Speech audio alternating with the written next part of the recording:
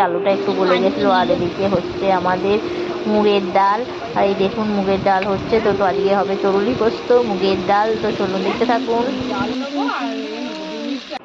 তো এদিকে মায়ের তরুলি পোস্তটা হয়ে গেছে, তো মা নামিয়ে ফেলেছে তরুলি পোস্ত, খুব সুন্দর দেখতে লাগে তরুলি পোস্ত। আর এদিকে মুগের ডালটাও হয়ে গেছে, আর মা এটাও নামিয়ে ফেলেছে।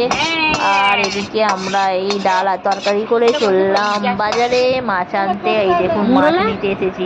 আর এখানে রয়েছিল বাটা মাছ, কাটাপোনা মাছ, ভোলা মাছ, আর এখানে রয়েছে মোরলা মাছ, চিংড়ি মাছ, আর ওদিকে রয়েছে জ্যান্ত রুই মাছ আর কাতলা মাছ। তো আমরা নিয়ে নিলাম বাটা মাছ, আর এদিকে নিয়ে নিলাম দুটো ভোলা মাছ।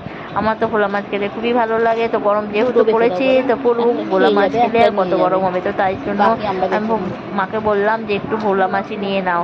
আর ওদিকে বাটা মাছ নেওয়া হয়েছিল, তো নিয়ে বাড়ি চলে এলাম। আর বাড়ি চলে আসার পথে